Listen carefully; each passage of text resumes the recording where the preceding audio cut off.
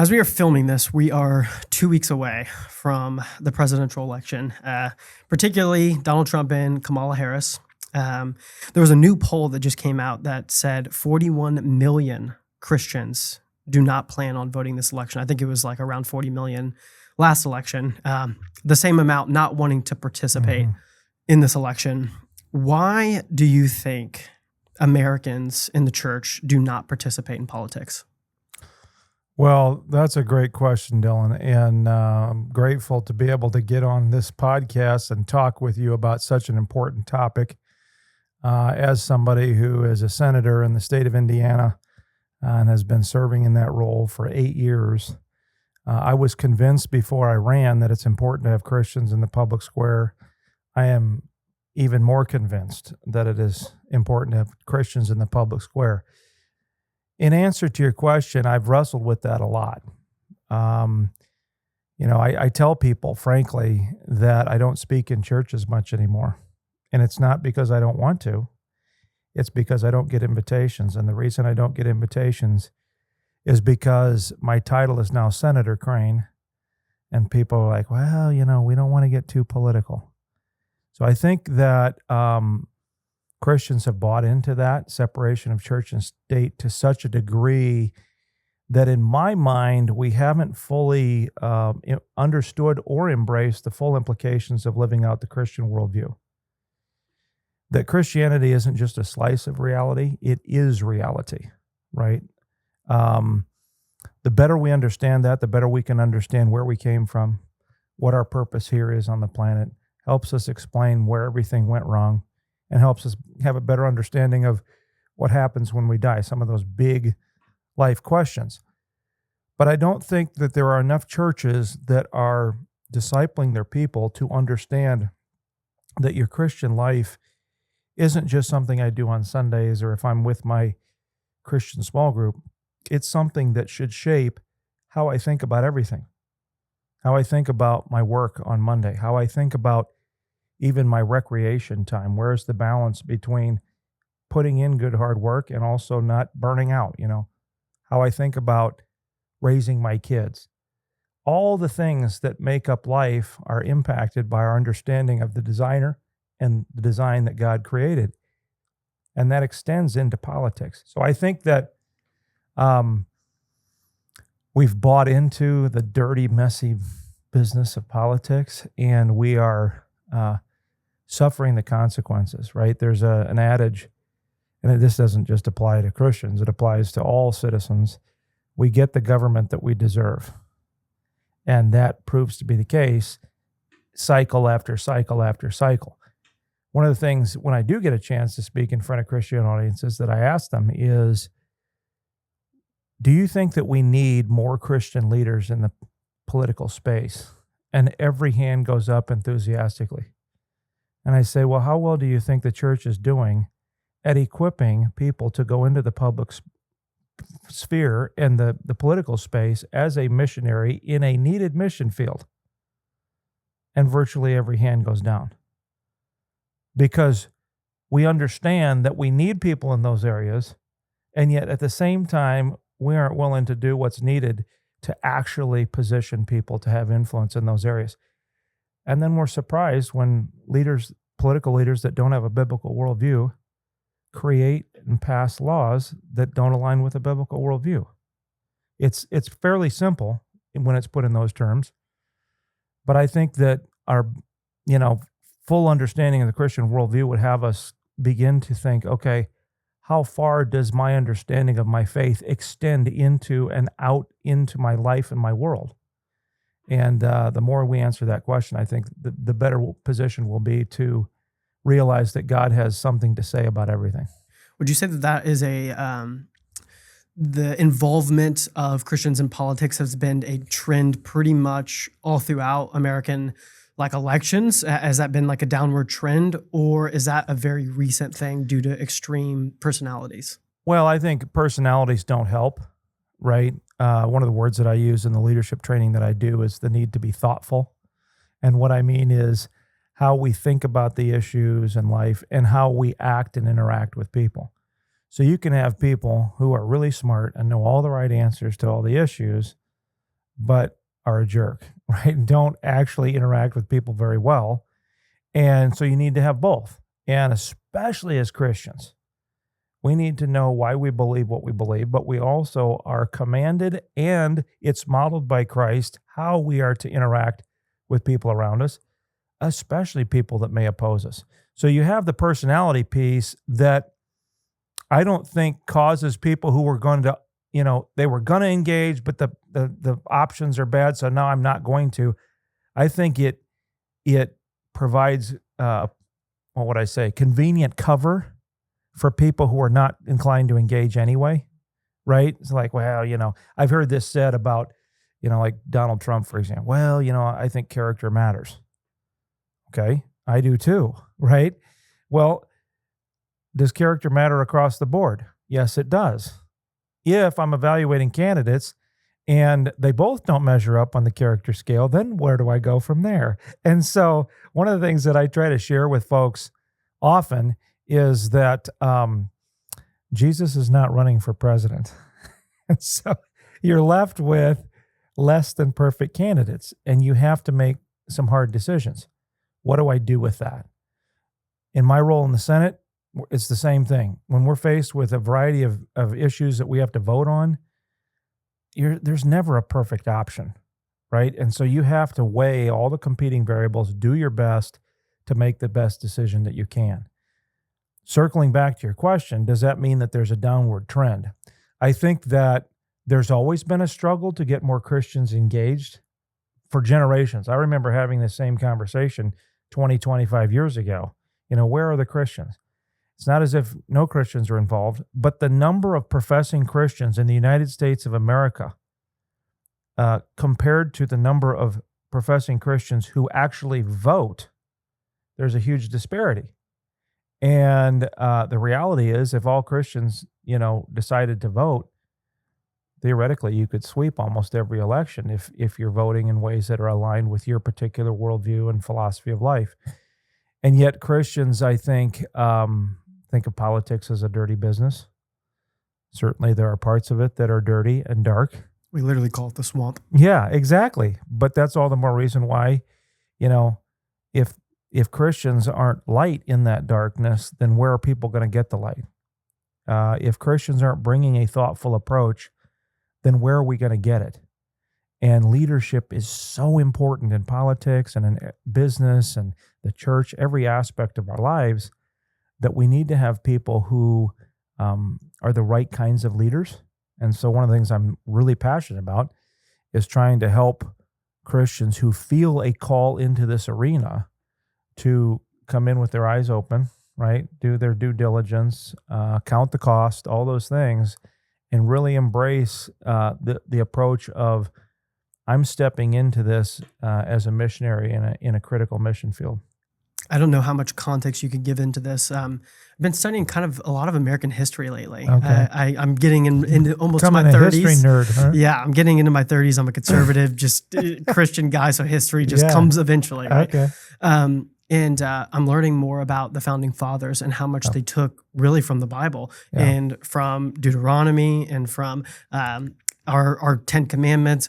Could you speak into that? And you also said something about separation between church and state, which I just recently figured out is nowhere in the Constitution, nowhere in the Bill of Rights. It was something that was just randomly said, and like some people grabbed onto it. Yeah. Could you give me some context into where that statement is and how much of the founding fathers took inspiration from Christian morality? That's a great question. First of all, with the church and state thing, many people mistakenly assume that is in the Constitution or that is in the Declaration or in some founding document. It is not. Where that phrase actually comes from is a group of Baptist church leaders in Danbury, Connecticut, wrote a letter to Thomas Jefferson when Jefferson was president.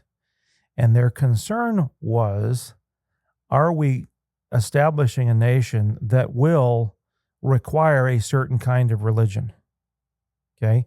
And he wrote a letter to the Danbury Baptists, you can look it up online, that said no, that the Constitution was written with the idea of separating church from state. And here's the key piece.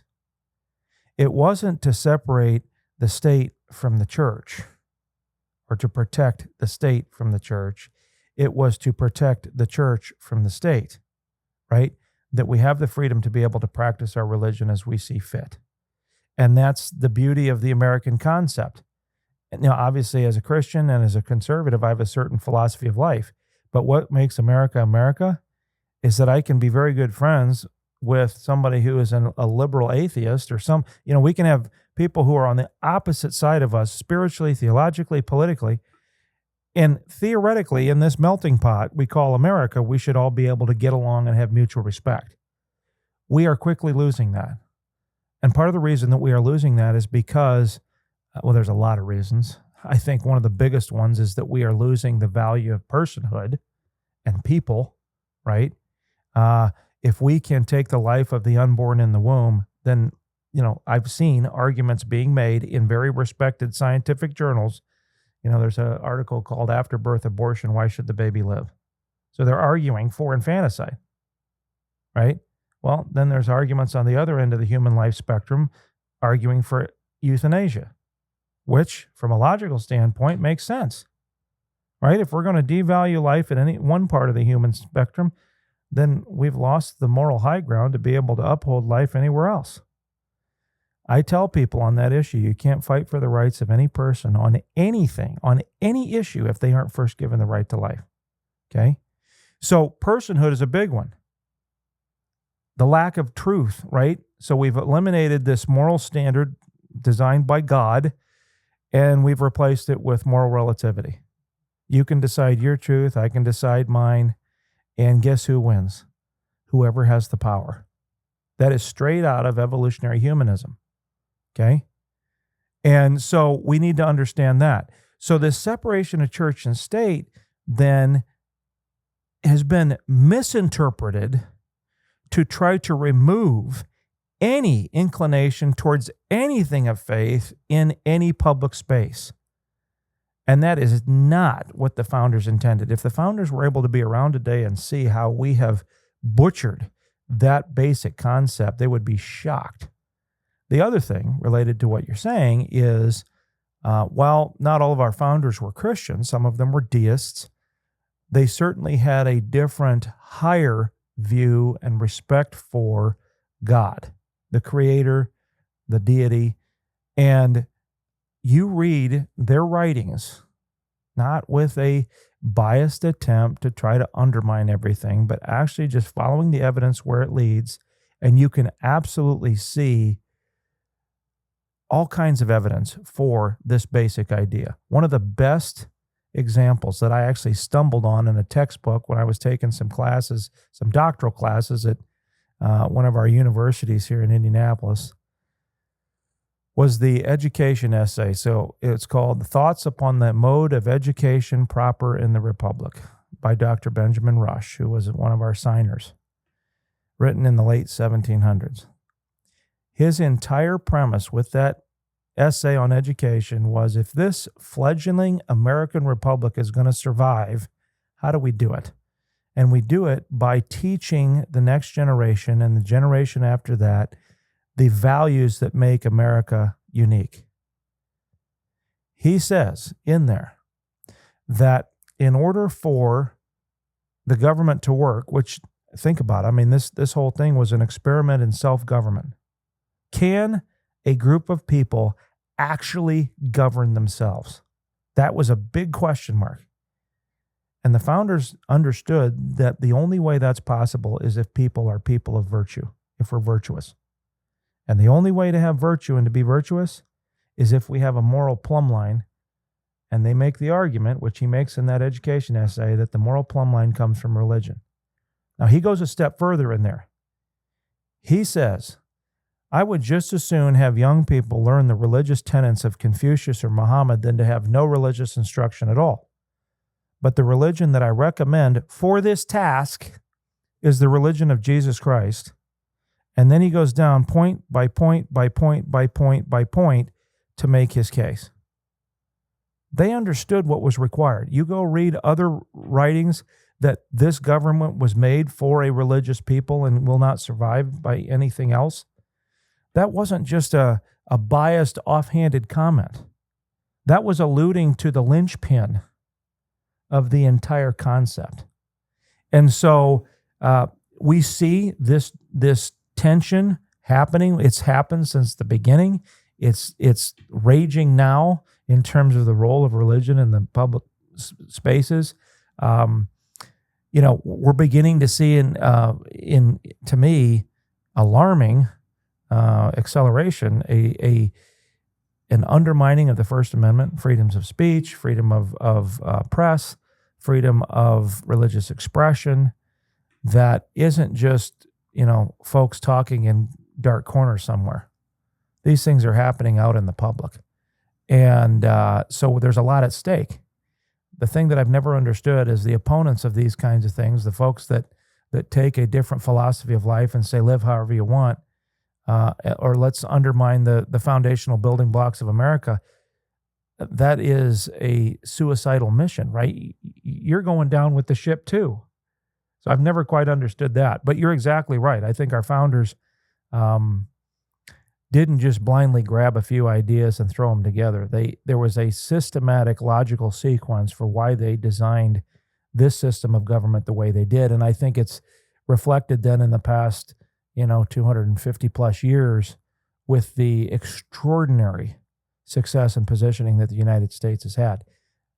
I don't assume that we're going to be around forever, but I do think that we need to make some serious decisions in terms of course correction.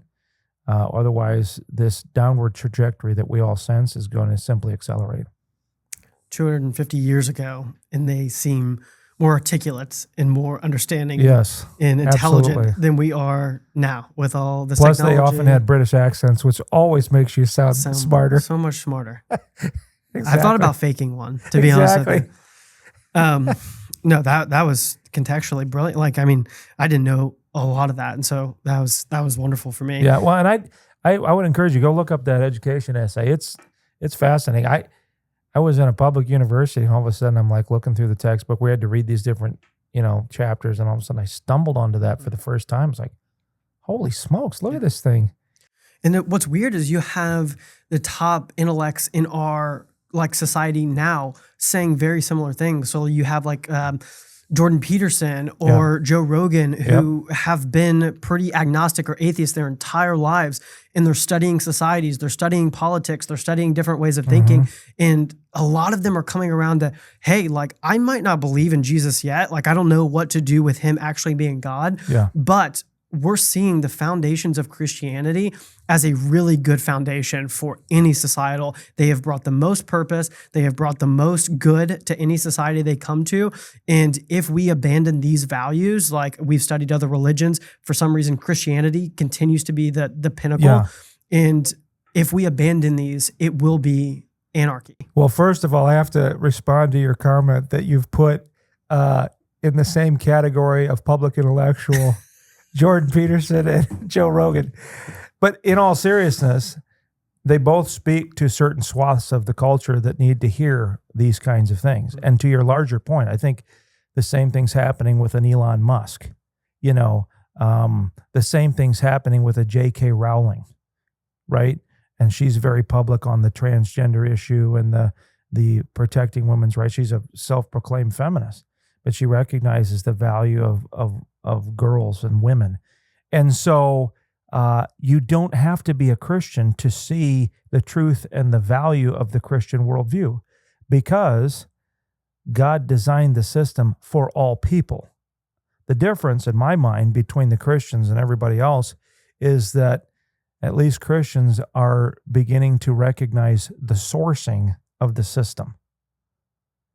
Even non-Christians who don't always understand the sourcing, if they're willing to take an honest look, and that's a big if, but if you're willing to take an honest look, you will begin to see plenty of evidence for design, for logic, for order that leads to the human flourishing, right?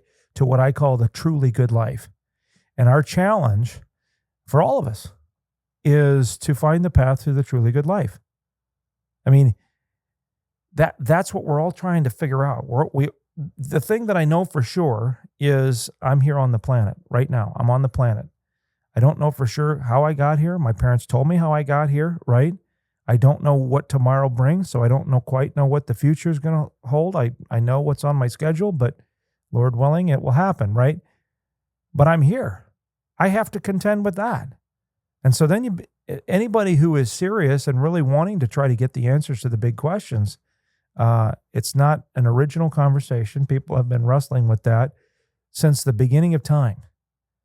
And I think one of the biggest questions we wrestle with is, why am I here? What's the point? What's the purpose?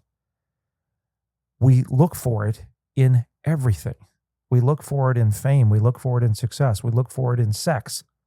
We look for it in relationships, right? We look for it in our, material possessions. We look for it in travel. We look for it in all these different things, accomplishment. And then what, right? We're all going to end up in the grave. So the question becomes, how did I live? And I think it's important for all of us to, I put it in this context for leaders, like the idea of leading towards your legacy. What is it that you want people to say about you at your funeral?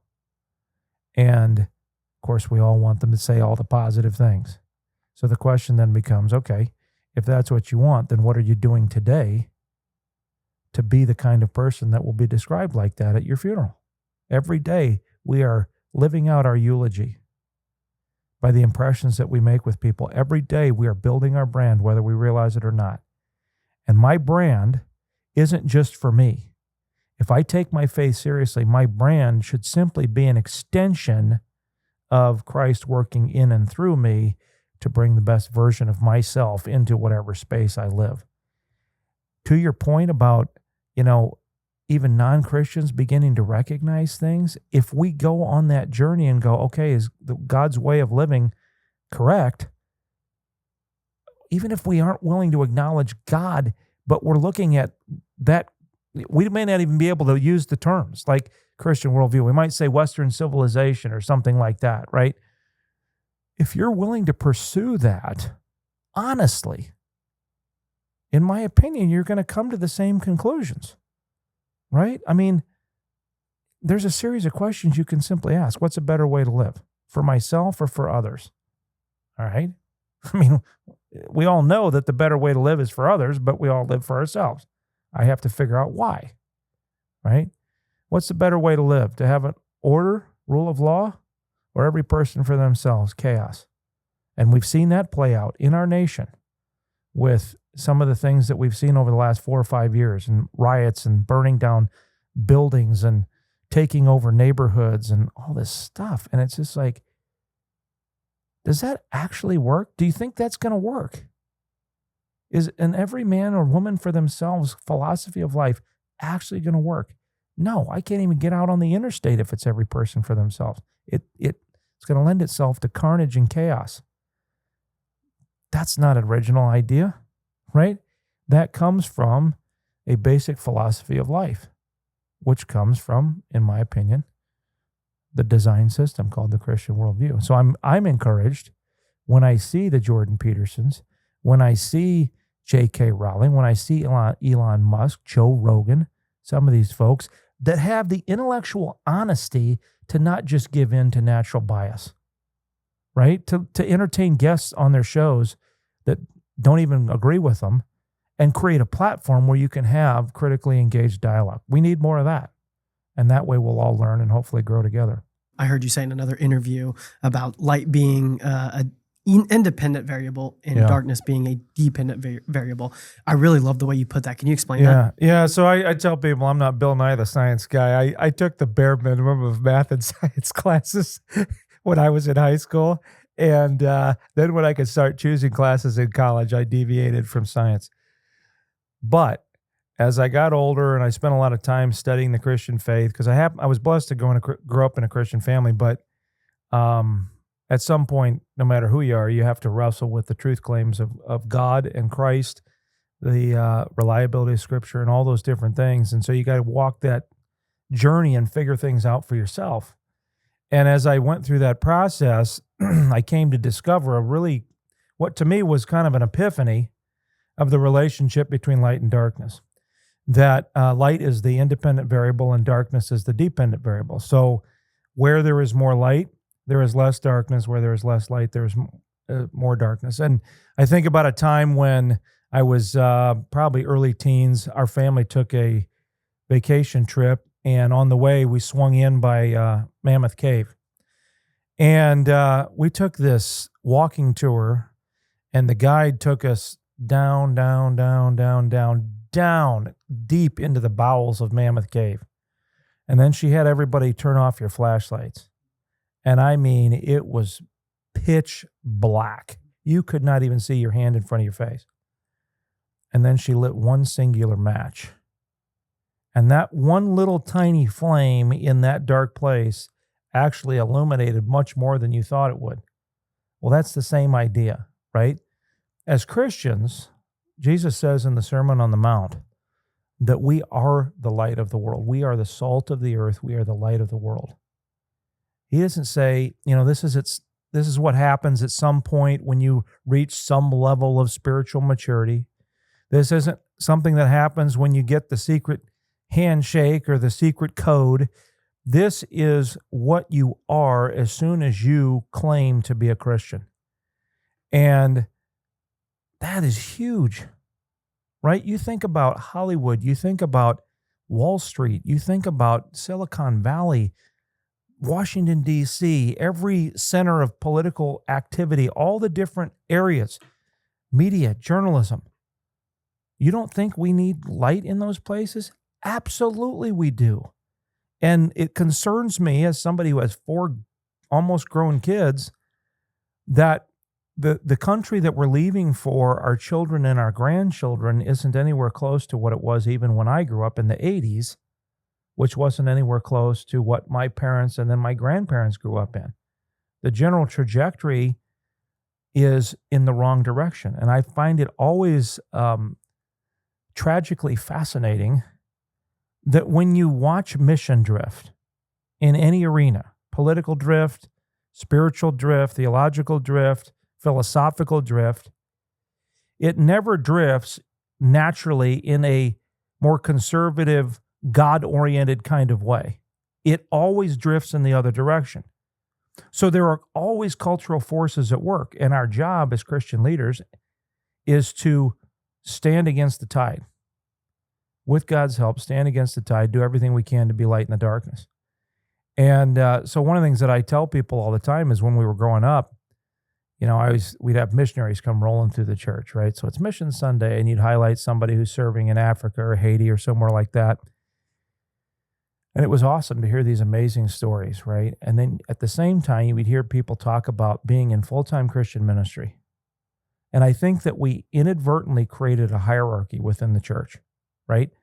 There are those who are in full-time Christian ministry, by which we mean the missionary in an international setting, the pastor, or maybe the leader of a nonprofit, especially if that nonprofit was a Christian nonprofit.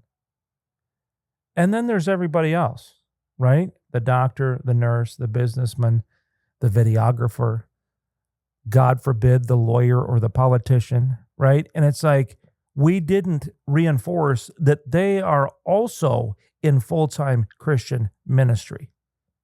And so the question isn't whether we should be missionaries, because that was the thing I was always kind of like, I think Africa is important, but I don't know if I want to move all the way to Africa to save people for Jesus. God did not call me to do that. And so I reluctantly was kind of wrestling. Like, well, I guess I'll go wherever you want me to go, but it isn't that we're called to be missionaries. It's just, where is your mission field? And once you understand that, then you begin to realize every single day is an opportunity to be on mission. And that's what it means to be light in the darkness. That my job, whether I'm interacting with a waitress at a restaurant, I'm interacting with the governor of our state, or I'm interacting with anybody else in the course of that day, my job is to be on mission. My job is to try to help make your life just a little bit better for having had that interaction with me as a Christ follower. And I think in trying to live that out, it's not always easy, but when you are able to do that, man, the opportunities you have to have positive impact in people's lives is off the charts, and that gets fun. because then you can really see value in the different things that you're doing every day. Man, I couldn't agree more. That was a burden lifted off of someone's shoulders. I came to Christ when I was 21. I went to seminary. I was full on for the gospel. Yeah. And I had the exact same impression. I would see the people come in, missionaries. I would see the full-time pastor who was on the stage, who was just like the guy who got to study, who referenced what the Greek and the Hebrew meant in this particular text. And my impression was like, man, I love Jesus so much. And I want to be on mission with him forever. And I want to get to know him. But do I want to learn Greek? That's the question. And am I called to that? Is that the only option I have? Yeah. And it kind of, I had that hierarchical structure in my mind as well. And then I remember going through seminary. I remember getting into full-time ministry. And I remember being so constrained and not even feeling like I'm on the mission field that I was called to be in for some reason, even though like I loved studying about Jesus. I loved doing things for Jesus. But it was like, I don't feel like I'm in my spot for some reason. I was in the middle of Africa and I was like, I don't think I'm supposed to be in Africa. And then someone told me like, mission is everywhere. That's mission right. happens in business. It happens in politics. And if we don't have people that have that mindset, then the only Christians are the ones standing on the stage on Sunday morning, and the rest, everyone else, like, what are they going to do? Exactly. And that where it really, I think my moment of that gave me permission to fall back into my perceived call as best as I could discern was when I went on a short-term missions trip to Africa or to Haiti, and we're sitting there at the place where we were staying that night, and the missionary that was hosting us was doing a devotional. To this day, this was like, man, I don't even know, 25, 30 years ago. To this day, I can't remember what the devotional was about, but I will never forget a statement he made that America needs missionaries as much as any country on the planet. And that was a huge shift because typically the United States has been the sending agency, right? And so now you actually have Christian missionaries from other countries who are coming to be on mission in the United States. When he said that, you talk about that burden being lifted, for me it was like, oh, good.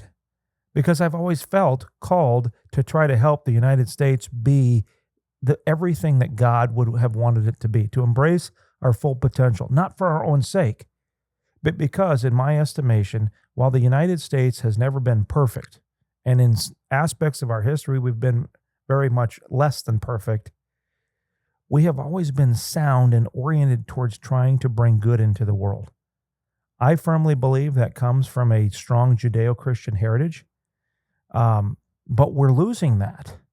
And people are sensing that, right? And so even as we've seen over the last couple election cycles, and make America great again, it's like, okay, but that assumes you understand truly what made America great to begin with. And it wasn't because, we elected Jesus as president. Chuck Colson always used to say, salvation is not coming on Air Force One, right?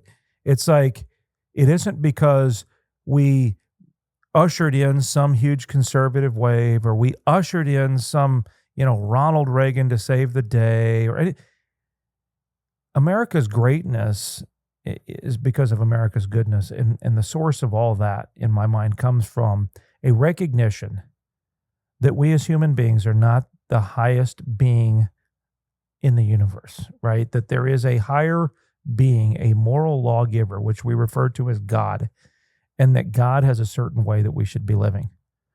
That's the Christian worldview. And when we live in line with that, things get better. When we live, in ways that are not consistent with that, then you're going against the grain. Well, to the point earlier, recognizing, therefore, that God has designed each one of us with certain gifts, certain abilities, certain calling. I'm not called to be a scientist. I'm grateful for that. I'm not called to be an accountant. I'm grateful for that. But I'm sure grateful that there are Christians who are called to be those things, because I'm called to do the things that I'm called to do. And that's the body of Christ concept. If we each are doing the part that we're called to do, then the whole body is healthy and we're all making a difference. To your point about having that burden be lifted and being able to kind of go, oh, okay, maybe I can pursue this thing over here because this is the thing that always gets my attention. This is the thing that gets me up in the morning, and I would do it for hours and hours and hours and never get paid because I love it so much. That's awesome. Can you imagine if every person came to that understanding, or even especially every Christian came to that understanding and could wake up every morning and go, okay, God, what's your mission for me today? How can I maximize the things that you've given me to try to have influence? Man, I mean, it'd be a revolution. It'd be a revolution for good. And we certainly need that. So something I see in scripture is God equally created the family structure in Genesis. He equally created the church, which we get the New Testament church, in kind of the structure, deacons, like Paul was very clear about the structure of the church. And I truly do believe he gives us the structure, or at least tells us, I've created government too. I've created authorities over your life to help non-chaos, so to speak. That's right. For some reason, Christians love the first two, and they're totally fine with it. Could you speak into maybe some scriptural texts that you like to go to of how God did create government and he is authority over it and we do participate in it, and it's a free-flowing function between the family, the church, and government and authorities? Yeah, that's a great question. And God did create these different spheres. And you're exactly right. We tend to focus on only a couple of them and not the full gamut. And in so doing, we lose a critical piece of the pie and a proper understanding of how we're to live. Starting with the family, I tell people all the time that, God designed the family as the smallest social unit, right? So you've got mom, dad, husband, wife, you got kids. And in our case, with our 4 kids, that is the environment where they learn all the basic things that they're supposed to learn about living together, playing well together, respect for each other, respect for authority, following the rules, personal discipline, all the stuff that theoretically then you translate into life. Just a quick story. My daughter has this really interesting opportunity where she's been the JV setter on her volleyball team in high school. Well, the varsity setter just went down with a sprained ankle, so my daughter has to step into the varsity role. Last weekend was sectionals, and this weekend is regionals. And so it's this big step, like you got to be ready. So I've been checking in with her every week about how's it going, and are you putting in the work and all that. And so I referenced back to Big Bertha. And Big Bertha, we both know what that means. And Big Bertha was the nickname that I gave for her French horn when she was in 6th grade, because she decided she wanted to play the French horn for some reason I don't know to this day. So she would be up there and she has to go through all these little exercises with this thing, and it was killing her. She wasn't that great, but she had to do it. And I sat up there in her bedroom with her, I don't know how long, hours it seemed like. And it was a battle between the two of us and Big Bertha and who's going to win. And it's like, no, you got to stick with this. We're going to stick it out. So I just referenced this with her yesterday. I said, what's the lesson? You don't quit. I said, that's exactly right. That's what Big Bertha taught you. You don't quit. Well, that's a perfect example, right? In the family unit where I can teach her that, because I said, that's something that then translates into the rest of life. So God gave us the family unit. Obviously, the church plays its critical role. The church, properly understood, helps us understand God, helps us understand our relationship in the world, and then helps us understand our mission out into the world. As you pointed out, the other area is government. And this one is silent often, right? Except for the, political nerds in the church that are always trying to get the pastor's attention. They are a small group of people. And yet God speaks to it. I mean, one of the biggest passages is Romans 13, 1-7, where God talks about the fact that every authority that's in position has been assigned by God, essentially. That God, it says, do you want to be free from the fear of the one in authority? Then do what is right and God will commend you. But if you do what is wrong, you're right to fear because they don't wield the sword for nothing, right? It's like The government is intended to punish wrongdoers. It's intended to protect the citizens, those who are following the law, and it's designed actually for our good. You look at Moses and the Ten Commandments. It's fascinating. If you ever go to Washington, D.C., if you ever get the chance to go into the U.S. House of Representatives, on the floor there in the chamber, you can look up and they have a facade up of different lawgivers, right? Down through history. And each one of them is facing right or left. So it's a profile shot. There's only one that's facing forward, and it's Moses, okay? You look on the Supreme Court, and I can't remember which side it is on the Supreme Court, but there is a sculpture of Moses sitting there with the Ten Commandments. So Moses represents the legal judicial side, right? Practically speaking, as we said earlier, if we don't have the rule of law, then nobody can live the flourishing life, right? I live in fear because for all I know, my neighbor's going to come and try to steal something, from my dog to my car to my sneakers to my daughter, right? That's the fear. You have cultures around the world today that are living in fear because of just straight lawlessness. That is the sheer danger of terrorism. I mean, we just recently commemorated the 1-year anniversary of the horrific attack that took place in Israel. You have these young people in their 20s and early 30s at a music festival. And then all of a sudden you got Hamas terrorists coming in with machine guns and mowing down innocent people. Intuitively, that doesn't sit right. Well, where did that come from? It comes from this sense of justice, or injustice in that case. Where does that come from? Well, multiple places in Scripture, it says that the law, or the moral law, the law of God, is written on our hearts. And that's why when we see those kinds of things, or if we see a child that's been abused, we don't go, oh, good, I'm glad to see that happen. We intuitively react negatively to it because it's not right. And so it's imperative, in my mind, for the church to help people develop what I call a theology of discipleship that includes a theology of politics and cultural engagement. We have got to understand what God has to say about this issue, because government impacts every single aspect of your life, whether you realize it or not. Everything. I mean, I knew that government was pervasive before I became a senator. I can tell you categorically, having been on the inside, I could bore you for the rest of this conversation about the different issues that we had to debate, because government impacts every single aspect of your life. All the more reason why we, who have a better understanding of how the system is supposed to work, need to be engaged in that arena. You brought up Romans 13 there. I think a lot of people go to this verse. It's authority. You are to listen to authority. Yeah. And some people take that as unadulterated. You must listen no matter what the government says.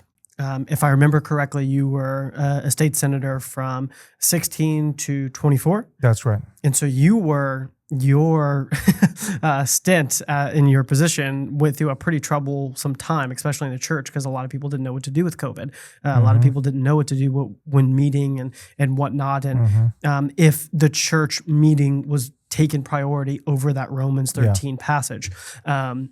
What would you say? In my mind, God created government. He is the final authority. Yeah. His scripture, his command is over everything that any government could ever say.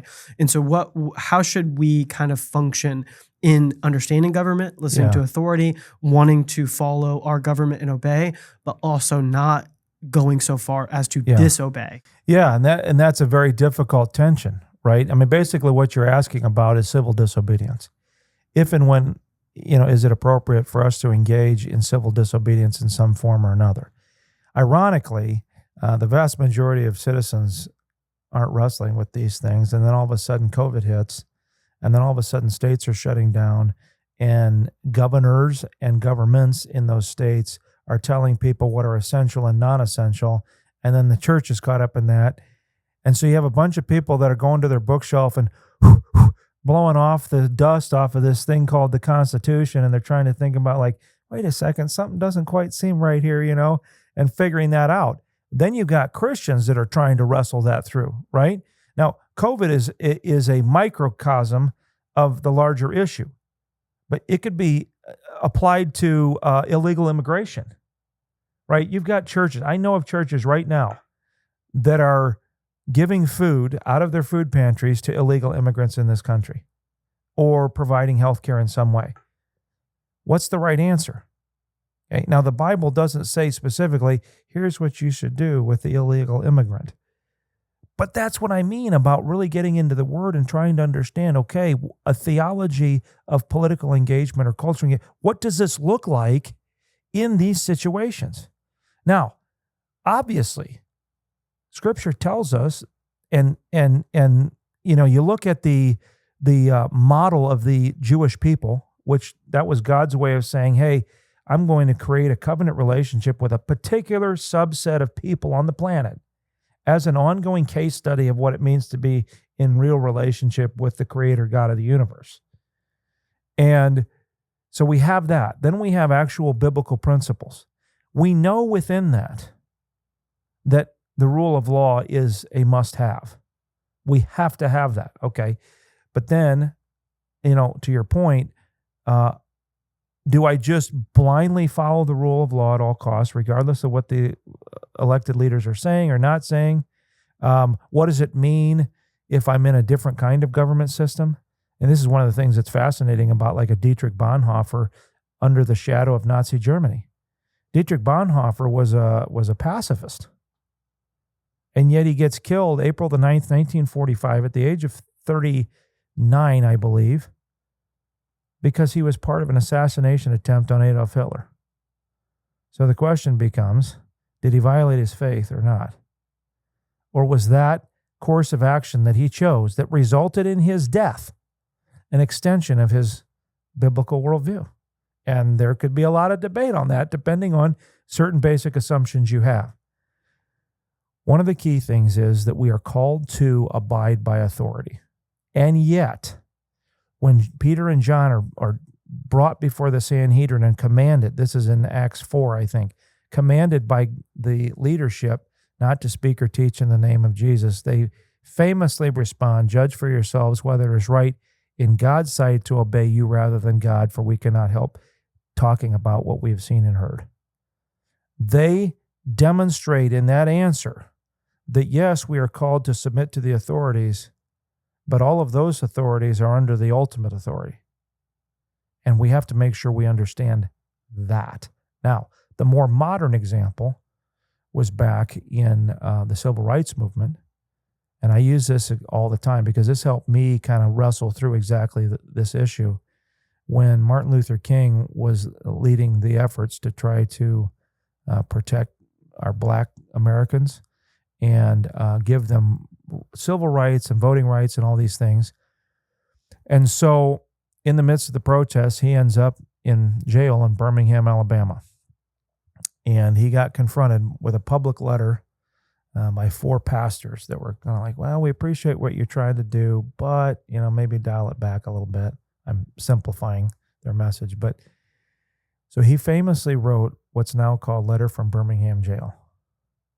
And in that, there is a section of it that he summarizes to me what is an essential piece of understanding this idea of civil disobedience. He said that when it comes to law, there are just and unjust laws. Just laws are those that align with God's law, and unjust laws are those that do not. And any time that you see an unjust law, you not only have the opportunity, but you have, he would say, the obligation to disobey in order to follow God's true justice. And I think it's the same thing. Now, what does that look like against the backdrop of COVID? I can't give a definitive answer for every particular person's situation. You had most people that complied. You had a notable handful that said, no way, we're still meeting, right? And I think in all of that, it is a good and necessary wake-up call for Americans to go, how should we be thinking about these things? And I would argue that Christian leaders need to be at the forefront of those conversations. How should we be thinking about the role of government in our communities? I mean, when's the last time that pastors have shown up at county council meetings or city council meetings? I mean, even at, in our state capital, occasionally I get opportunities to speak to pastors in small little handfuls. I say, man, it's good to see you, because we don't see many of you folks down here, right? Well, we've got a lot of work to do, and yet it's not overly complicated, because when you do have presence in a particular environment, presence closes the gap, right? So your proximity gets smaller. I'm closer to you, which means I have the opportunity then to be able to have greater influence.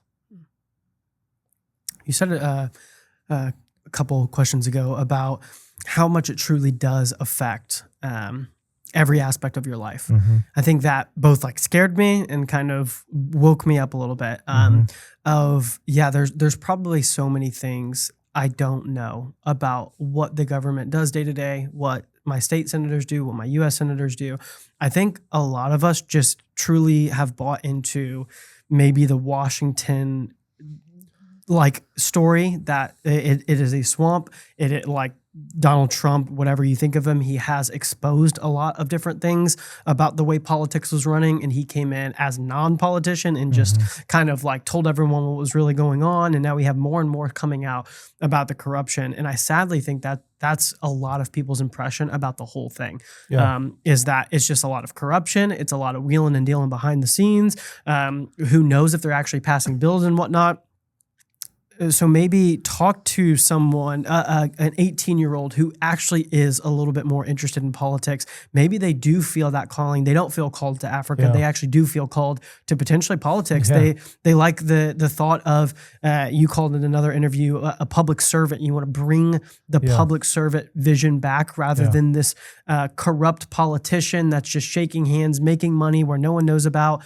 And so give me some context to maybe what the day in the life looked like, what you actually did, why it contributes to so much of our daily lives that we probably don't know. And then did you ever have to leave your faith behind? Or were you able to kind of use your faith to make decisions, to run on, to get elected, whatever that might have been, and you didn't feel maybe what the public thinks of the political sphere? It's maybe not so much like that, or maybe it is. I would love to hear. Well, yeah, and that's the big question. That was a big question I had to wrestle with on the front end too, right?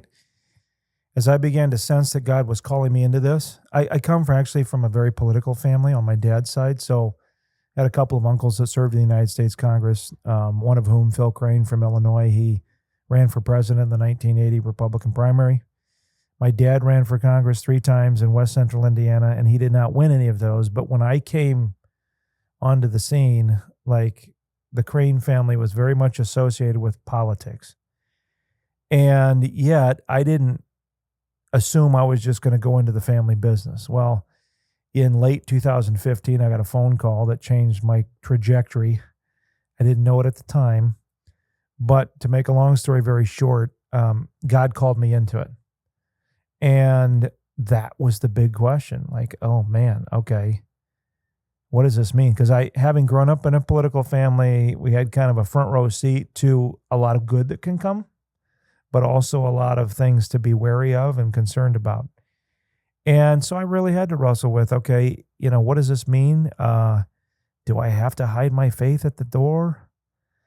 And I decided to put to test a theory that I always held, and that was, I don't think you have to always compromise and quote unquote move to the middle in order to get elected. I'm just going to be who I am, and if enough people like it, they can vote for me, and if they don't, like, we're doing a lot of good stuff in the leadership space, right?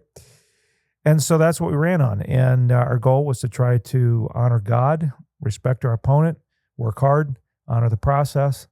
I told people publicly right out of the gate, in fact, our very first launch event, I said, I know for a fact God has called us to run, and I'm not running because I feel, a pull towards power or privilege or prestige. I'm running because God has called me to this tour of duty, so we'll see if he's called us to win.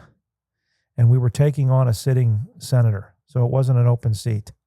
It was, I don't counsel people on taking that approach, but that's what we did. And through a lot of hard work and God's providence, we won.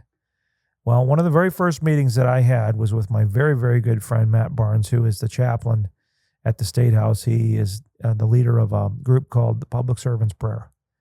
They're fantastic. I met with him at a hotel across the street. And I said, Matt, I'm not here to be a senator. I'm here to be a catalyst for redemptive good in the political arena. And he said, oh, that's interesting. So we spent 90 minutes talking about that. I said, the entire point of why I'm here is to try to have some kind of influence in this space the way I, to the best of my ability, can discern what that looks like in terms of what God wants me to do. That's what I'm going to try to do.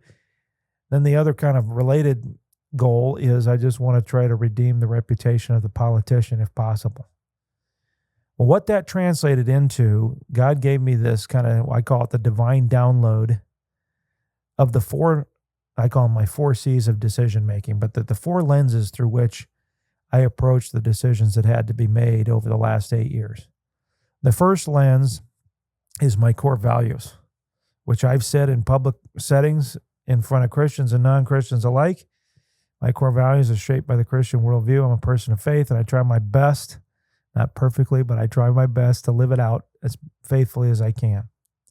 So there are certain non-negotiables. When in Indiana in the summer of 22, we had a special session, and we were the first state in the country after the overturning of Roe v. Wade to actually take up the issue of abortion and try to outlaw it in our state. It was hands down the hardest season of the entire time I was a senator, and yet the easiest decision I ever made, because it was the core values, the cornerstone, right? You can't fight for the rights of any person on any issue if they aren't first given the right to life. So my core values shaped those foundational building blocks. The second C was the Constitution. We were sworn to uphold our state constitution and the federal constitution as soon as we got sworn in, both of them. So we have to make sure things are constitutional. The third C was the desire of the constituents. Now, the constituents tend to think we're in the front seat, like we're the first lens, because it's we the people. Even my conservative friends, we the people. And I say, well, what if a decision that we're making or the people want me to do something to violate the Constitution? Like, well, no, we don't want that. So you're not always number one, right? But they're number 3. And you do the best you can to try to honor the people that you put you there and that you're representing. And then the 4th is our caucus. So I'm in Indiana, we have a Republican majority, supermajority actually, and so I'm part of the majority caucus. I have a leadership role in that. And so you try to be a team player when you can, and there most of the time I can be a team player, and then there's sometimes where it's like what you're wanting us to do as a team is not going to be in line with some other things that I need to take seriously. I'm going to have to respectfully take a different path here. And so those 4 C's have really, really helped me. The other thing that's been big, and I would make a distinction between the state level and the federal level. I mean, everything that's happening at the federal level, you hear about on Fox and MSNBC, CNN, all the usual national media outlets. And so that gets all the attention. Your local stations will, occasionally cover some of the stuff that happens at the state. But at the state level, you can actually get more done, right? There's a little bit of a swamp, but it's not nearly the quagmire that Washington is. There is some back scratching and things like that at the state level, but I'll just tell you, in Indiana, it is a minority. It really is, in terms of focus, in terms of people who get themselves into trouble. We're blessed in the state of Indiana to have generally a very good crop of leaders on both sides of the aisle who respect the process, who are working really hard to try to represent their constituents. And we get into some spirited debates on how we can solve this problem or that problem, but we recognize there's a problem and we're trying to figure out how to solve it. So occasionally you'll get some bad apples that step in there and don't handle their business the way they're supposed to. But I was pleasantly surprised maybe even shocked of the number of Christian legislators that there are in the state of Indiana, the number of senior leaders in the executive branch and the different departments, in the judicial branch, staffers, so there's a lot of light in that dark place. There needs to be more, but I think we're blessed in the state of Indiana compared to when I talk to colleagues that are in other states that just have a completely different makeup philosophically or numerically, just a different environment. So for me, the entire goal has been to try to lead to the best of my ability to be true to what God wants me to do and try to be faithful and thoughtful in my interactions. What that means for me practically, I talked earlier about being on mission. So where I park in the parking lot, I'm kind of catty corner to the door that we walk in. And I make a point of praying every day when I get out of my car, and the prayer is the same prayer. It's basically, first of all, thank you, Lord, for this honor and privilege to be able to serve in this role. And I say that whether I'm having a good day or a bad day, because it is an honor. Secondly, as I make my way through the other vehicles, I'm walking in between the vehicles of our senior leaders on the Senate side. So I pray for our pro tem. I pray for our other senior leaders that are in all the other meetings that, we aren't in all the meetings. We're in a lot of them, but then they're in the other meetings, that God would give them wisdom to make the right call. Then my third part of my prayer is that God will give all of us the wisdom to know the right path forward and then the courage to follow it, irrespective of what lies ahead. And then finally, praying that God will help me to be a blessing to whoever it is that I come in contact with, from the governor to the janitor and anybody in between. And then you grab a hold of that big wooden door that's right there on the side of the Capitol and open that thing up, and it's game on. And that helps me kind of set my mindset when I go into that building. And that way, every interaction I could have an interaction with a little fourth grader who's down there on their little field trip. I could have an interaction with the governor or with Roger Penske or whoever it is that shows up. And everybody that is there, I kind of interpret that as, all right, this is a divine interaction here, because I prayed, God, whoever it is that you want to cross my path, I'll try to be ready. And then you just try to bring as much good as you can. And it's been one of the honors of my life. It's also been one of the hardest experiences I've ever had. But it's also confirmed that it's possible to be a Christian on mission, to be serious and thoughtful, and not have to compromise your faith in order to live it out in that space. That was a philosophical vision. I want to hear day-to-day. What is day-to-day, senator, state house? You said we have a super majority, so it might look a little different than maybe some of a more heated state. Like we do have relatively relaxed, but what is a day-to-day? Yeah, so day-to-day is a whole bunch of meetings. I describe it as being a pinball in a pinball machine. Like, I can have a meeting about a DCS issue. I can have a meeting about educational curriculum issue. I can have a meeting about an agricultural issue, and I could have a meeting about AI and tech, all within 1 hour. It's just because everybody wants something, and then you don't have a lot of time, and so everybody's trying to get a little bit of time with the senator. And even within that, those could all be scheduled meetings. And then as I'm making my way to the floor, you got one or two people, hey, can I just talk to you for a quick second? It's like, okay, let's talk and walk. So you're having these other conversations. There's a lot of that. There's what we call our caucus meetings. So we have a caucus room. There's 4 caucus rooms. The majority caucus room in the Senate, and the minority caucus room in the Senate, and then majority minority in the House. So in our majority caucus room is where we have the real debates about the issues before we then go down onto the floor and debate those down there and vote on them. A lot of reading of information. So you're always in the information gathering stage of like trying to get up to speed on this issue or that issue, because you got a bunch of stuff coming at you. I tell people, because I position myself to help onboard our new Republican senators every year. So I describe it as being in a foreign language school when you first get there, where it's like you're not just learning Spanish, but you're learning probably 15 to 20 different languages, because every area I mean, agriculture has their own acronyms, their own history. Tech has their own acronyms, their own history, education, all these different areas. You're trying to learn all of that as quick as you can because you're about ready to make a multi-million-dollar decision with very limited time and information.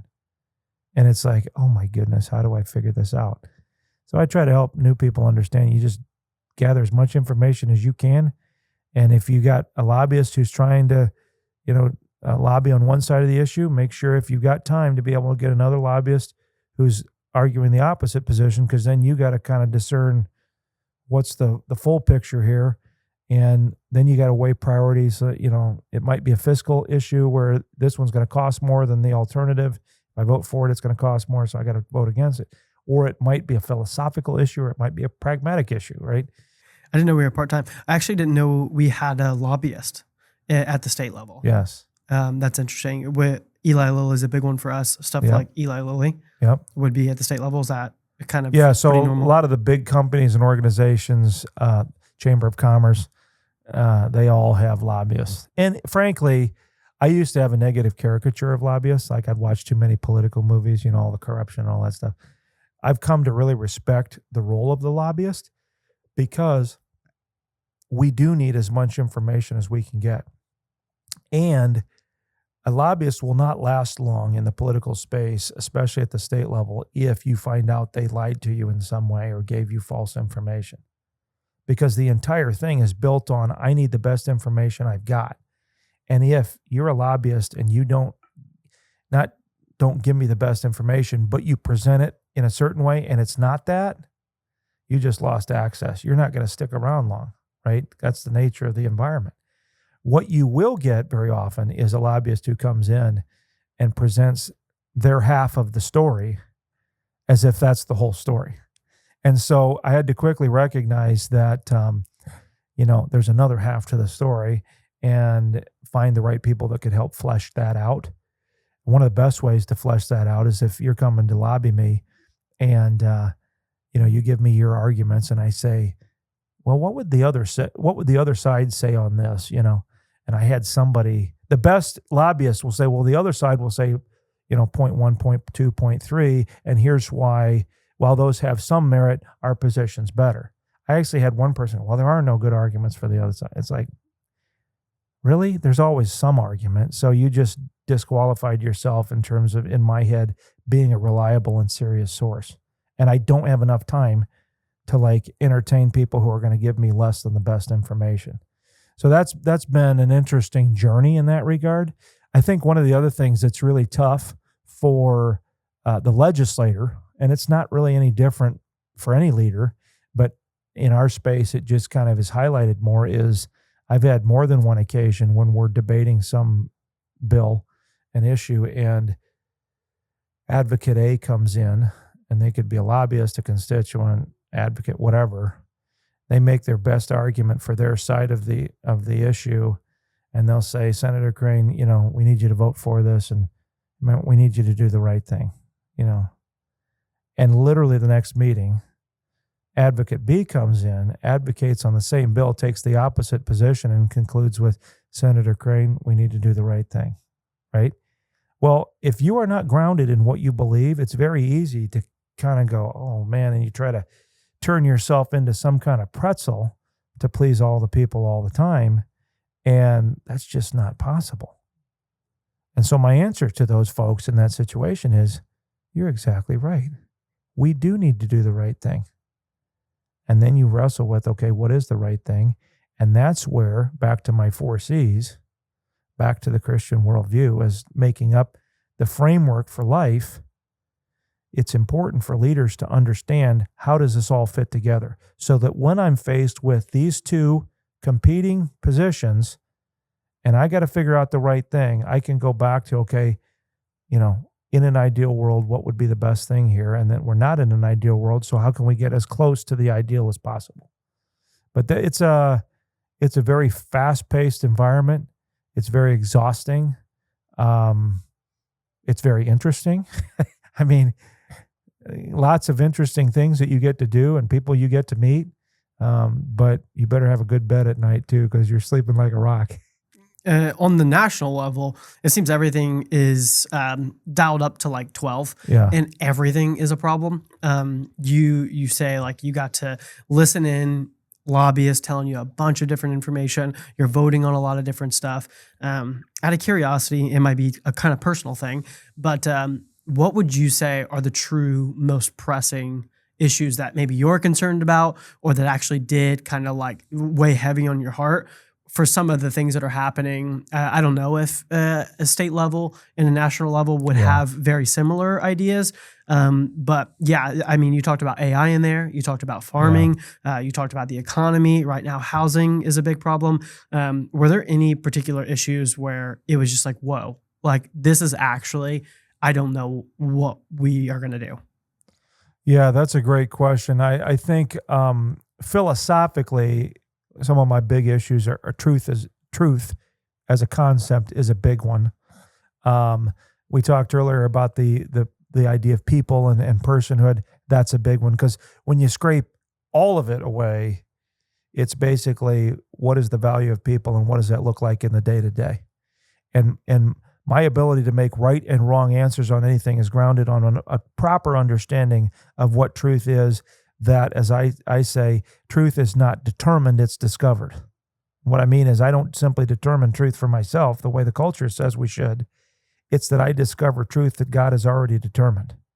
And so then I got to figure out, okay, what does that look like for my life? So philosophically, those are things that really matter to me. Push forward into some of the practical issues. And, the AI one is big to me. And I'm speaking as a non-science guy. We had a bill a couple years ago. My friend, Senator John Ford, brought this thing, and the bill was focused on, basically, it had to do with microchip implantation into the body and whether or not a employee or a person should be required to have a microchip implanted as a condition of their hiring or their promotion within a company. So the bill was saying, no, they shouldn't be required to have that. They can opt to have that if they want, but they shouldn't be required. Well, as you can imagine, in Indiana, we're thinking, oh, this is like futuristic, man. I'm guessing this is probably going to be an issue at some point. No, the whole reason we're debating it is because it isn't something that's going to happen in the future. It's happening somewhere right now, which was like simultaneously fascinating and spooky all at the same time. So when ChatGPT came on the scene, my guys were all in high school and they're all like, Dad, this is so cool. Look at this. And they're showing me. And my first thought is, bye-bye homework. It's like, go do your homework. Okay, be back down in 7 minutes. I'm done with my 20-page essay. And so trying to help my kids understand that technology is awesome, but it is a tool. And a tool in the wrong hands could be extremely dangerous. In that committee hearing on the microchip implantation, I actually brought up that issue, and the Chicago Tribune picked it up. There was a reporter in the room, but I said, technology is amazing. It's amazing what we can do. But imagine if this technology was in the hands of Adolf Hitler, right? That's why I'm so passionate about leadership, because if Jesus was running the tech, then I wouldn't be so worried about it. If Jesus was running the country, I wouldn't be so worried about it. If Jesus was actually running my church, I wouldn't be so worried about it, right? So the AI stuff, I think the thing that concerns me there is, as much as we want to automate everything, where do the people go in the midst of all that, right? Do we lose our humanity? Even in terms of automating jobs that used to be a frontline job for some young kid coming out of high school or whatever, right? That's one that is concerning to me. One of the things that we pushed in Indiana in a positive way was the science of reading. And so really doubling and tripling down on the seriousness that we take and trying to make sure that kids are able to come out of school and be able to read, because reading is such a critical stepping stone for not just surviving in life, but thriving. And so I've been encouraged by that. I would say on the social front, as much as there was what I would call a victory in protecting life. With the overturning of Roe, it hasn't solved the problem, right? So anybody that wants to have an abortion can still do it through going into another state or getting pills and things to do it. And that's concerning to me because people matter and babies matter, and we've got to make sure we're doing everything we can to help not just the babies, but mothers that are in a crisis pregnancy. I love what Indiana Right to Life, they have this campaign that's been going for a year or two now called Love Them Both, which is beautifully brilliant, right? So it's not just one person or the other, it's two people in that dynamic. And then the other thing that I would say related to that is, and it's been interesting to watch this, is the transgender movement. My heart grieves, truly grieves, for folks that are struggling with gender dysphoria. I haven't struggled with that. I don't know quite what that is to be in that, but I have good friends that are either in it or have been in it, have transitioned or detransitioned, and there's just a lot of pain and confusion and things like that. And I think that we embrace that if we're struggling with it, with an idea of, if I can change my gender, then I will find what is, that as we called it, St. Augustine, I think, called it basically the God-shaped hole in the heart, right? We've got this hole we're trying to fill, and we're going to look to all these other things, because if I can just achieve this, then I will be okay. I will be good. And then it doesn't meet that because it wasn't designed to meet that. So you have a lot of people that are in a lot of pain. And yet the byproduct of that translates then into, say, this whole debate on transgender athletes. I just saw a headline just yesterday that a study came out that said that over 900 medals were lost to female athletes because they were taken by transgender athletes. I was just at a dinner with Riley Gaines, and she was talking about her journey. And it's like, man, if we care about women and girls, then what are we doing to protect them? And I get it's easy to talk about it. It's tough to, you got competing interests. Okay. Yeah. But what do you talk, how do you deal with the transgendered young man or woman who's trying to figure all that out? And I think that it's easy for us to label us versus them, on whatever the issue is. And of course, we and us are the good guys and they and them are the bad guys. And it doesn't matter who we and us are. We're always the good guys. Well, my hope is that, and I know we keep saying this, but this is where Christians have such a needed role to come alongside people who are hurting and say, hey, there's a better path. There is a better path. Just take a step and see what happens, and trust that God put all of us here on the planet. He designed each of us. Yes, there's a lot of pain. There's a lot of suffering. There's a lot of abuse. There's a lot of evil. But it doesn't change the value that we have as human beings. And so I think that whole issue it's going to continue to keep going. It's interesting because there's now becoming more pushback on it. So I'm kind of watching to see what that all looks like. And then of course the other one, I guess I would say right off the top of my head, is the immigration issue, which impacts every part of our state. All of our states. I just visited the border. Well, I'd say it was back actually in 2018. Visited the border in Arizona. They had a program down there in Cochise County Sheriff's Office called Borders to Backyards. And their whole point was, yes, we're a border state, but this issue isn't limited to border states. It's impacting every other state. We see that in Ohio. We see it. I just saw an article in I forget where it was, but it had to do with a town in Indiana that's having a huge Haitian immigration influx, which is creating problems, right? Because their school system can't even handle it. So there's some practical outworkings, and we got to wrestle through that and try to figure out what does that look like, because there are a lot of people that are hurting from other countries, and yet I don't think that your first step into the United States should be breaking the law, right? I think you should come through the front door and not climb through the back window. And so we've got to try to figure that out. There's a bunch more. all the more reason why we need thoughtful Christian voices to be in the middle of these conversations. The AI problem, I had a mental breakdown for probably 2 months. Yeah. As I started to explore AI. I'm in videography, I do video editing. Yep. And so AI has come for the marketing industry, the videography, That's right. pretty heavy. And so as I was seeing some of these get rolled out, in some of the more complex technical structures that I think a lot of people thought they were safe, coders thought they were safe, it turns out it came straight for some of the most technical jobs. And it was like, if we can do this, I don't know where it's going to go. I use ChatGPT almost every day, and I am baffled by some of the things. And so I was funny. It's funny you brought that up. Like my wife got relatively annoyed because of how much I talked about AI for a second. I was like, honey, you just don't understand. No, I get it. Okay, thank you. She's like, I get. We're all gonna die. Go talk to your techie friends. Yes. But it was, I was very much contemplating it. I still haven't quite figured out what to do about it, but that's interesting that it's coming at that. Our senators in the state level are wrestling through some of that stuff. Well, especially in places like Indiana, right? We're usually flyover country. Yeah. We're not at the heart of Silicon Valley, but you've got places like north side of Indy, Fishers area, Internet of Things, lots of pretty cool stuff happening. But we're also interconnected as a country and as a world because of the internet, social media, all this technological interconnection.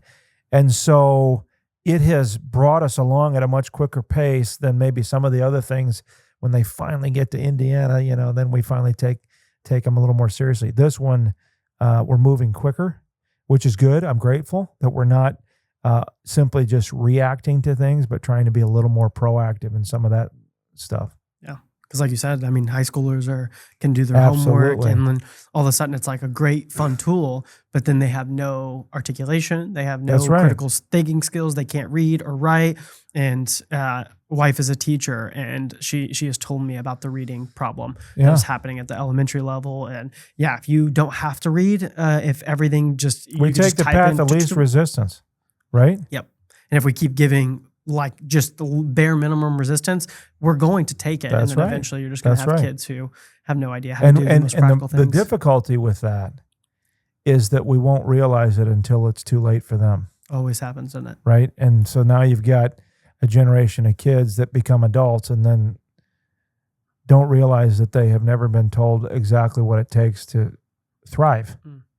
And that's going to be a problem. So I think it's incumbent upon the older generations, the grandparents, the parents, who are still around, to redouble our efforts to say, all right, we need to step up our game and try to help young people get better at what they need. We know what's best for you, and it's our responsibility to implement those things. Right. Some of those bigger topics you talked about, so immigration, transgender, LGBTQ rights. I mean, a lot of Christians would probably consider themselves more Republican, more conservative. But you came probably across a lot of other people from the aisle that you had to work with, that you had to come up with solutions on. Give me some like context, encouragement, maybe even some Christians that you've come across. I mean, you're a politician, so it's kind of out on your sleeve. So a lot of people come up and tell you about their political views. And I'm sure Christians who love the Lord are on both sides of everything. So give me some encouragement of how to deal with people from the other sides. And then I would honestly, if you don't mind, speaking on the national level of the Democrats and kind of what Christians should do with, I'll come out and say it myself and you can comment on it if you want, maybe one of the more demonic policy progressive point of views that I've ever heard and maybe our country has ever heard. And what have you done with that? And then, how did you work with people from the opposite side that still love Jesus but consider a different political party? Yeah, so I had somebody ask me that one time, fairly recently, a few months ago. It was a group of conservative leaders, and they said, man, how do you work with people from the other side that don't see the world the way you do? And I'd simply just ask this room of about 30 adults, how many of you are married? And everybody kind of laughed, right? And we laugh because that, men don't always understand women. Women don't always understand men. In fact, there was a bestseller, about which planet we're each from. And yet somehow we make it work. We figured out how to make it work. We've learned how to love each other and even like each other most of the time, right? And so we can make it work. It's just that somehow when we get into politics, something crazy happens. Like I have people that have been longtime friends of mine, and all of a sudden I voted on some way that they didn't think was exactly the right way. And like that was the end of the relationship, essentially. And you're kind of like, really? So that was like, apparently our relationship was pretty flimsy to begin with, I guess. But we have to be able to work well with others. I mean, the tendency, like I talked about the us versus them, we, they, the tendency, it's a natural human tendency is I'm just going to surround myself with, my kind of people. And then we're all going to sit in this echo chamber and we're all going to spout the same talking points and we're all going to rah-rah each other because you're spouting the same talking point that I spouted. And I mean, but are we actually getting better? Are we actually learning anything? Are we actually, and this is the key piece to me, winning hearts and minds of people who don't see the world the way we do? I don't think we're doing a great job of that. We don't even have mediums generally that do that. We talked earlier about the Joe Rogans of the world and, a Jordan Peterson and people like that. There are folks that are attempting to do that have a much bigger platform. But in general, I mean, how good is the typical social media, thread in terms of conversation for meaningful dialogue? The local town chatter page on Facebook. It's terrible, right? Because our biggest thing is we want to win. And in order to win, I need to beat you down. I need to show you why I'm smarter than you and therefore you're dumb, why I'm more, in the know than you are, all these different things, instead of, and this is where, again, Christians need to lead the way, instead of recognizing that everybody here on the planet is made in the image of God. Everybody here on the planet is loved by God. But not everybody here on the planet understands that or understands the path to the truly good life. It's easy for me if I bought into my title or I bought into my political party or I bought into my position to believe that that is the most important thing. And of course, it gets heightened exponentially every election cycle. This is the most important election in your lifetime. And guess what? It is. Why? Because it's the next one that's waiting for your vote, right? But we look at that like we're going to save the day through politics. We know that politics is not going to save the day. There's only one savior, but politics matters. But if I lose sight of the bigger picture, that where people actually stand in relation to God, because, well, they're a liberal Democrat or they're, gay or they're transgender or they're fill in the blank, they're progressive, whatever. If I lose sight of that, then I'm no better than somebody who doesn't know the Lord, who is treating me in ways that are not good and kind. So what I've got to do, to the best of my ability, is to go into every interaction with the idea of how can I be kind and nice and still be sharp, right? Because I still want to gently, diplomatically try to help you understand things. This is one of the things that bugs me about many of our leaders, some of our political leaders and some of our presidential leaders, is the need to be right. And if you're right, the need to show everybody you're right. And then the need to denigrate people who are not on your side of the issue. That to me is completely unnecessary. And it's not going to win the day. All the more reason why Christians have to be engaged in this process. Because if we are following Christ, you just have to ask yourself the question, what would Jesus do in this situation? And to the best of our limited ability, you try to discern, what would he have me say here? What would he have me do here? And then you try to do it and trust him for the results. We need more leaders like that in every space, but especially in politics. Not everybody's in the same camp. And I think it's really, really important for citizens and Christians in particular to do a little extra homework and begin to look at the differences in platform. Okay? Look up the Republican platform. Look up the Democratic platform. Look up the Independent platform, right? The Constitution Party, whatever, and do a side-by-side comparison. There's going to be some things that are similar, and then there's going to be some things that are very different. And you have to figure out, okay, which one is best. And here's a key difference. Not just which one aligns with my beliefs. That's important. But the other thing you got to wrestle with is, do my beliefs align with how God would want me to believe about that particular issue? That's the other piece of that. So I heard this phrase about a month ago, because we all hear this idea, well, I'm going to vote for the lesser of two evils. And I used to buy into all that, like, yeah, well, sometimes you just hold your nose and pull the lever. But it also creates a conundrum, especially for Christians, because you're like, well, I don't want to vote for evil at all, right? So I either vote for more evil or less evil, but I'm still voting for evil. The phrase was, it shouldn't be as much about voting for the lesser of two evils as voting to lessen evil. And when you think about it in that context, I am trying to reduce or lessen evil. Then you realize, okay, if there's a connection between a person's underlying worldview and then the political decisions that they make and the implications of those decisions for real people, then I would argue, an obligation to figure out between two less than ideal choices, which one will get us closer to lessening evil. My friend John Stonestreet from the Colson Center often says ideas have consequences and bad ideas have victims. And we see that, and I've seen that firsthand. Testimony on the floor of our Senate on things like transgender surgery on minors. We had this bill prohibiting that, and we were able to pass it.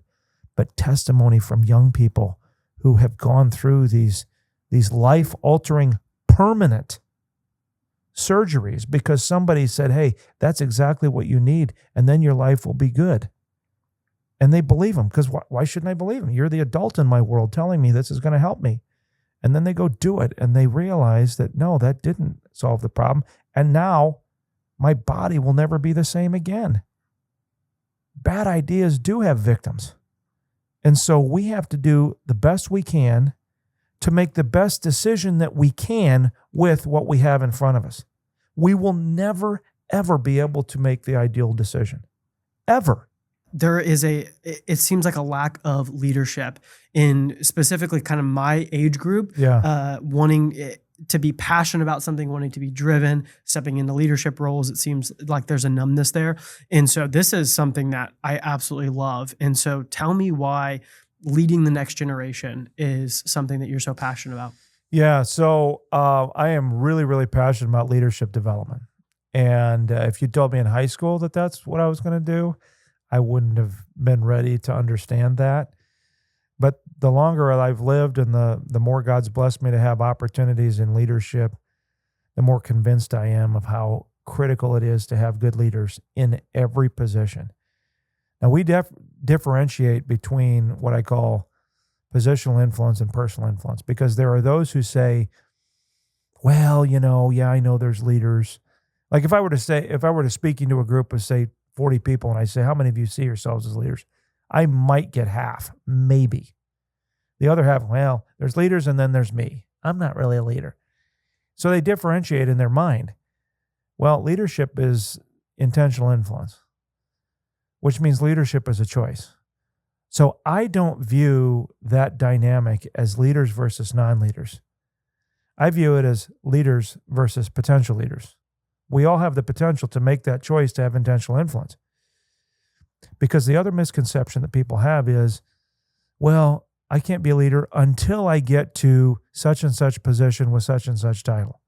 Whether it's in high school, I have to be the captain of the team. Then I can really be a leader, right? Or you're beyond high school and it's like, if I get, the title of CEO or senator, then I can really be a leader. And yes, that broadens your sphere of influence. But you don't have to wait for the title. You can be a leader today. You can choose to be on mission today and have positive influence with anybody you interact with. So as I'm wrestling through all that, I began to recognize in my own life not just a need to help leaders get better at being their best, but also within that, trying to come alongside young leaders like you're describing, of people who are in that stage of trying to figure stuff out, trying to figure out why they're on the planet. What am I supposed to do? Can I ever get a real job? Can I get a girlfriend? Like all these questions that you're trying to figure out. And yet, ultimately, if you stay on point and keep asking those questions, they will eventually get answered. But how long is it going to take? And so to me, one of the best ways to kind of shorten that process is to, if you're in that as a young person, find somebody that you respect and go, hey, can I take you out to coffee or grab a sandwich with you or something and bend your ear, ask you a few questions? If you're somebody who is on the upper end of that and can serve in a mentoring kind of role, then find some young people and offer to take them out for a soda or something and say, hey, I want to be available to help you because I see some real potential in you. I'm really passionate about all that. I think as I've transitioned out of my role in the Senate, which is coming up here pretty soon, all of my best energy is going to be spent on this. There's this idea that leaders or that politics is downstream from culture, which I tend to agree, right? Like that politics is more of a reflection of culture. As much as we want to be political leaders and call ourselves political leaders, you kind of lick your finger and put it up in the wind and kind of follow the breeze of public opinion, right? So you're actually being as much impacted by the culture as doing any impacting on the culture. We're reactive rather than proactive.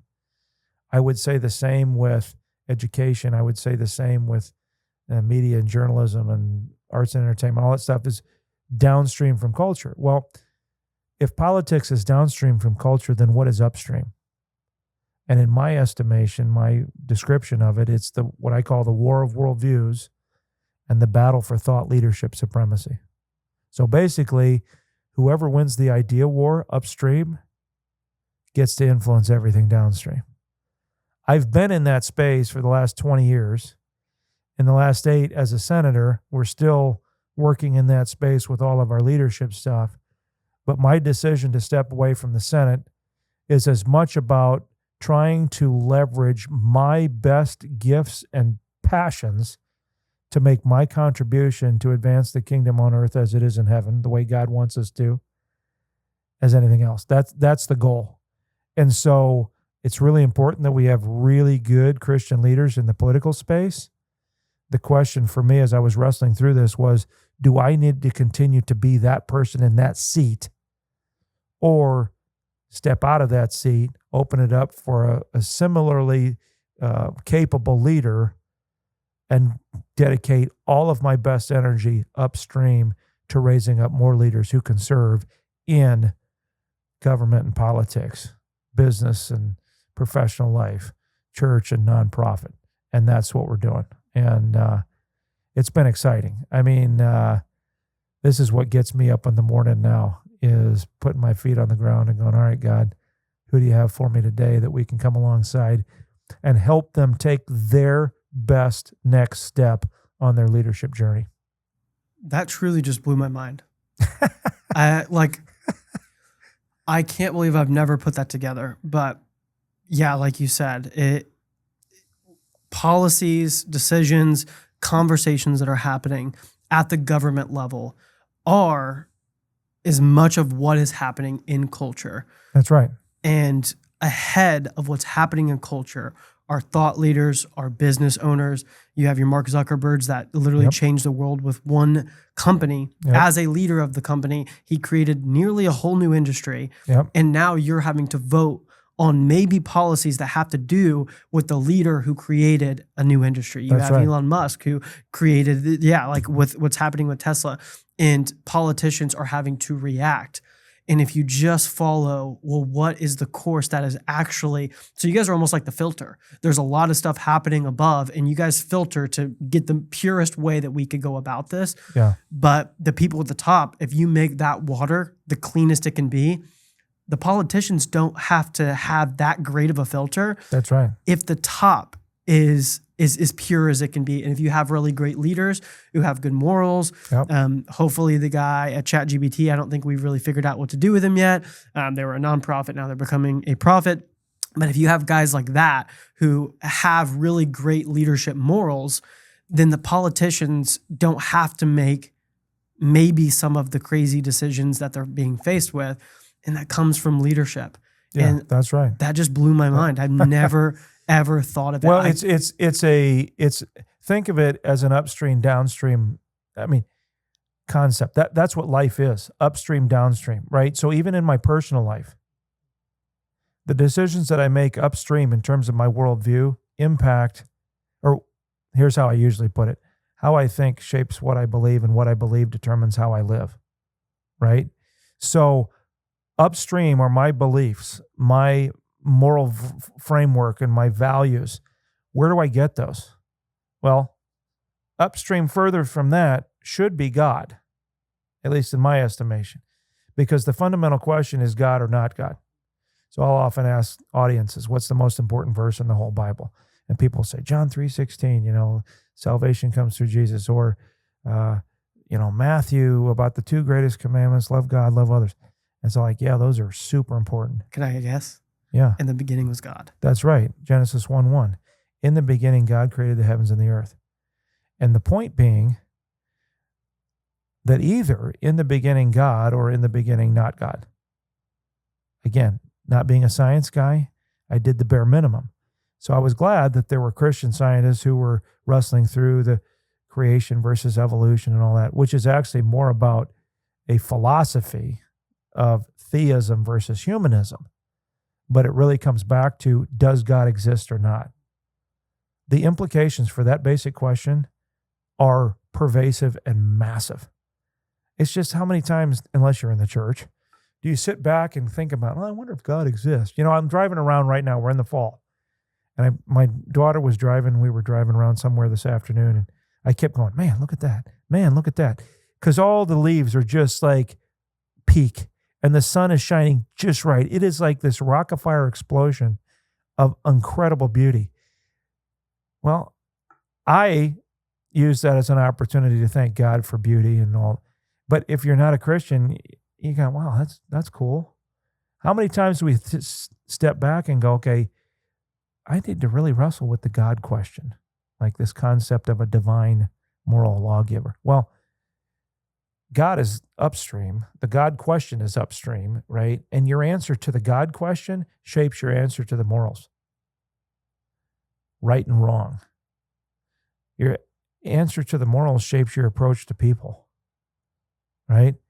And then downstream, you keep going downstream, and politicians, when's the last time that a politician, with some exception, has taken the initiative on something? Hey, we're going to actually lead in a particular direction. That was kind of the thing in Indiana with Mitch Daniels. I mean, the guy is a bold leader and really broke the mold on what does it mean to be a governor, and mentored many of the governors in area states, around the United States. But he's the exception. Most people are reactionary. Well, the people are saying this, so we probably ought to do this. Or there's some crisis that happens, so we need to make a law in order to solve that crisis. It's always reactionary, which is the nature of the political space. Okay.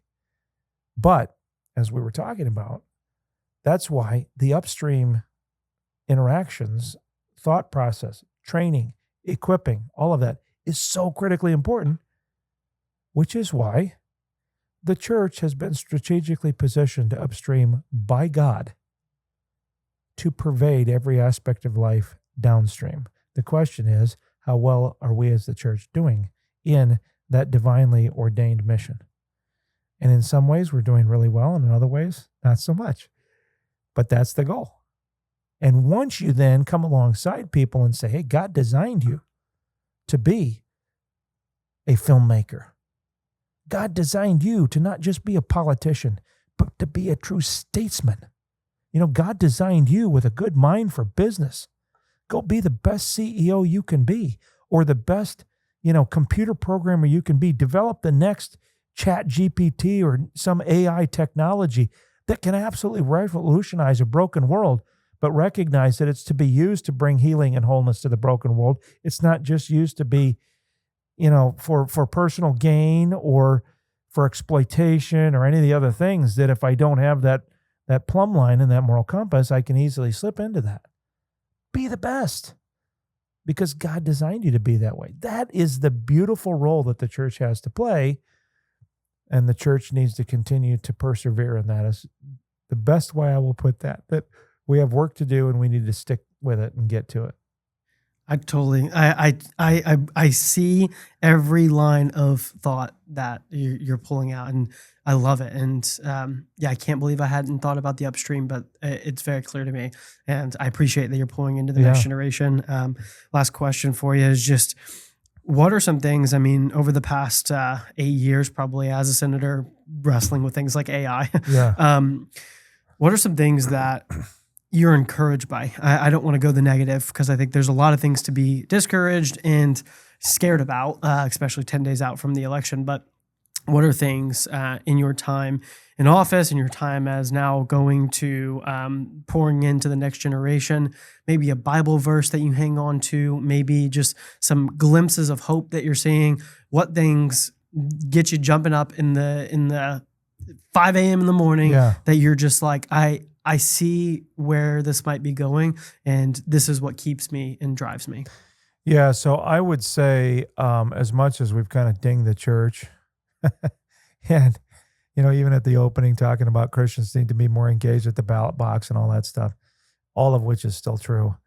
I see more and more Christians who are wrestling with these things. I can't tell you how many times I've had this exact conversation. It hasn't been contiguous, or an ongoing kind of continual conversation like this has been, but I've had aspects of this conversation multiple times, especially in recent years. That encourages me, because that helps me recognize, okay, there's more Christians that are getting serious about this. One of the other things in Indiana, I mentioned earlier, my good friend Matt Barnes and Public Servants Prayer, they do phenomenal work. And I this is not an exaggeration, that whatever good is coming out of the state of Indiana, you could trace a thread back to the impact of Public Servants Prayer in that State House and beyond. I'm not kidding. Like, the impact that they've had, they just celebrated their 20th anniversary. So they've been doing it for 20 years. And they are a ministry of presence. They are present. They are coming alongside legislators and staffers and the governor and his people and the judicial branch. Anybody in government, they come alongside for the purposes of encouragement, presence, and prayer. And when we're debating deep into the night on some really controversial issue, I can always look back, and in the back of the chamber, Matt Barnes is sitting there, or another member of his team, Pam Russell or whoever. That encourages me. People don't know this. In the state of Indiana, there is a weekly Bible study. It is limited to legislators and, anybody who serves in the administration or former legislators. It meets every week during session in person. The governor for the last 8 years has been very gracious in letting us use his office. They've got this awesome big round table. And now, since COVID, ironically, because of the use of Zoom and all that stuff, it used to only be during the legislative session. Now it's year-round, every week. So there's less people during the interim. But in person, that Bible study averages 25 to 30 legislators. That is out of 150 legislators. So you're talking almost 20% of the legislators come to the Bible study, and it is bipartisan. So I'm encouraged by that. Nationally, this is going to sound a little weird, but I'm encouraged that more and more people are more and more worried. Right? Because if you weren't worried and you're just like, well, it's all going to end anyway, that would be truly worrisome. The fact that you have more and more people who are worried, to me, tells me that there's still hope. My friend Tim Gegline, he served in the Bush administration and just a great leader. He's vice president with Focus on the Family. He often describes himself. He says, "I'm not an optimist or a pessimist. I'm a hopefulist," and I like that. I would tend to agree. I'm a hopefulist. I firmly believe that God has put us on the planet for such a time as this. And I firmly believe that God has put me, you, and everybody who is here in the United States in this country for such a time as this. And because of our history and our positioning, we have been positioned in such a way that so goes America, so goes the world, right? Ronald Reagan often said, if we lose freedom here, there's nowhere else to turn. And he's exactly right. So we do have a mantle of responsibility that's been placed on our shoulders. It's incumbent upon us to take the concerns seriously, do the hard work of restabilizing the foundations. One of my favorite heroes of history is William Wilberforce, who is a phenomenal example that with a group of committed people, he had this Clapham group of key leaders that were in every aspect of cultural life who committed themselves over 20 or 30 years to not just overturn slavery, which they did in the entire British Empire, but to also pursue what Wilberforce called the Reformation of manners, which is kind of 18th century language for the restoration of culture. They committed to it, they stuck with it and pursued it, and were driven by their evangelical Christian faith. I'm not convinced that that was a one-off. I think that's a model for what could be if enough Christians get serious about realizing what they're called to do in whatever their sphere of influence is. If every single one of us does our part to be our light in our little sphere, whatever that is, and you're doing it and I'm doing it, my neighbor's doing it, then we can actually have a larger light that actually illuminates things that we never saw before and illuminates possibilities and potential. And that excites me. So there's much to be concerned about, but God tells us not to worry. Right? We got to do our part and we got to lean into God to do his. But there's a lot to be hopeful about. And I'm looking forward to whatever years God has for me on the planet and keep pressing forward. Senator John Crane, I love this. Thank you for joining me. Oh, it's my pleasure. It's been so great to talk with you. And if I can be of help to you or I can be of help to anybody in your audience, please don't hesitate to reach out. You can find me on craneleadership.org and be happy to help leaders get better at being your best. Whatever you're doing, I want to help you, get after it because God's put you on the planet for a time like this. And I think if we all work together, we can make a difference. So thank you so much for the opportunity to be with you today. Thank you.